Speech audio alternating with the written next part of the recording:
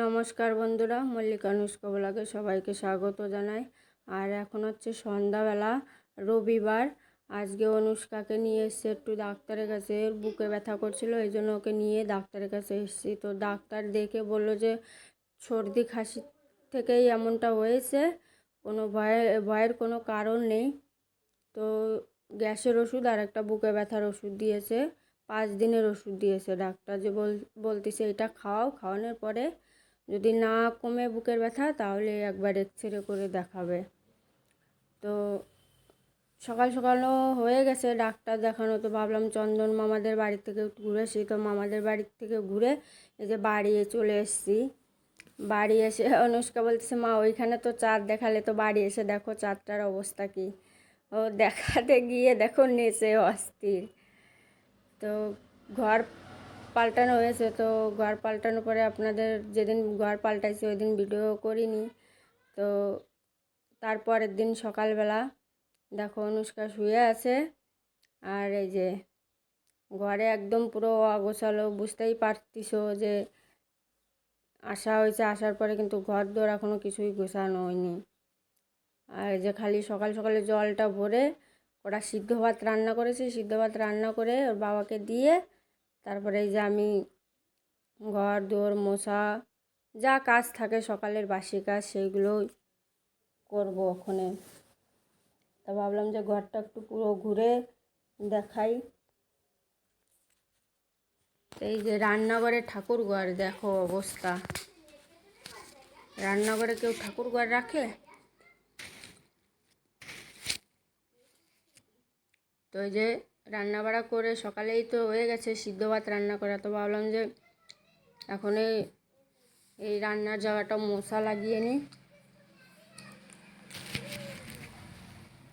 তো সকাল সকালে মশা লাগায়। আর এখন বাজে 8টা বাজে। তো জলদি জলদি এখনও মশা লাগিয়ে আবার কাপড় জামা আছে ওইগুলো ধোয়া পোছা করব, স্নান করব, তারপরে ভাত খাবো।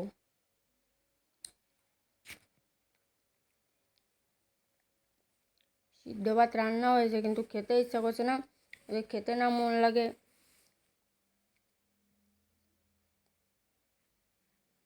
একটু ভেন্ডি সিদ্ধ দিয়েছি আর আলু। আর কালকে মাংস আনা হয়েছিল, ওই মাংসটা গরম করে ওর বাবাকে দিয়ে দিয়েছি।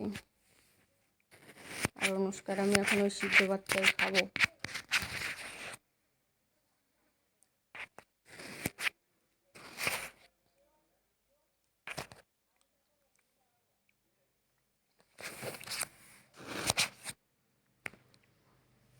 তখন ঝটপট করে কাজটা সেরে নিই। দেখো এখনও অনুষ্কা ঘুমাচ্ছে, আমার কত সকালে কাজ সারা হয়ে যাচ্ছে। রান্নাঘর পুরো মশা লাগানো হয়ে গেছে। রান্নাঘর দেখো পুরো উপর রান্নার জায়গা মশা লাগিয়ে, নিচে মশা লাগিয়ে বাইরে এসেছি। আর বাইরে এত রোদ যা বলার মতন না, আর গরম অতিরিক্ত। সকালে জল টল সব কিছু ভরা হয়ে গেছে,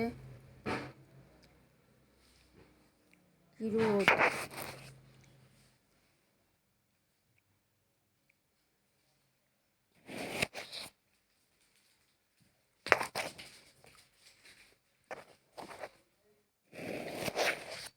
প্রচণ্ড রোদ বাইরে।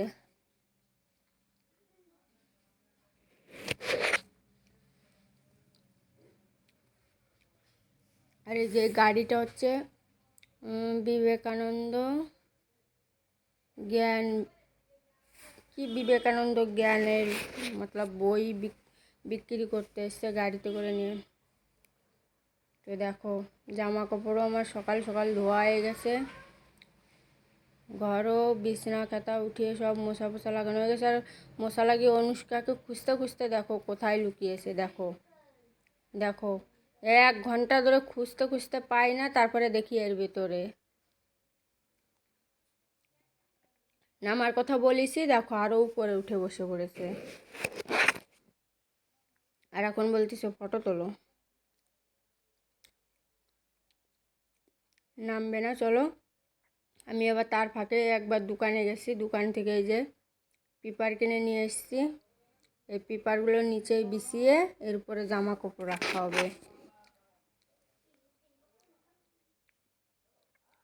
লাস্টে ক্যামেরাটা ধরতে ধরতে একদম উল্টো করে ধরা হয়েছে ক্যামেরা।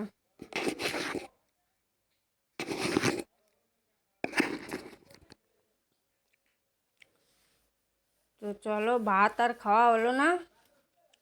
লাস্টে অনুষ্কার আমি 3 প্যাকেট ম্যাগি কিনে নিয়ে দুইজনে বানিয়ে খেয়েছি। ভাত আর সিদ্ধ ভাত খেতে ইচ্ছা করলো না। অনুষ্কাও খাবে না আর আমি একা একা খাবোই না। আমি বললাম যে তাহলে ম্যাগি নিয়ে আসি, ম্যাগি বানিয়ে দুজনে খেয়ে নেবো। তো ম্যাগি এখন বানাচ্ছি দুজনে খাওয়ার জন্য। আর দেখো উপরে উঠে কাঁচা ম্যাগি খাচ্ছে।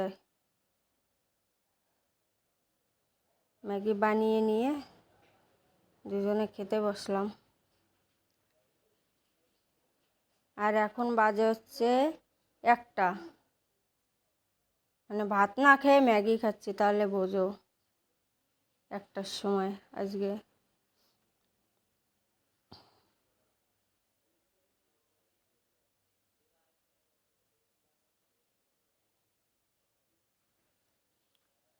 আর অনুষ্কা ম্যাগির ঝোলটা খেতে খুব পছন্দ করে। সব দিয়ে দেবো দেখো ওর পাতে, তারপরেও বলবে আমাকে আরও ঝোল দাও। দেখো সব ঢেলে দিয়ে দিয়েছি ওকে।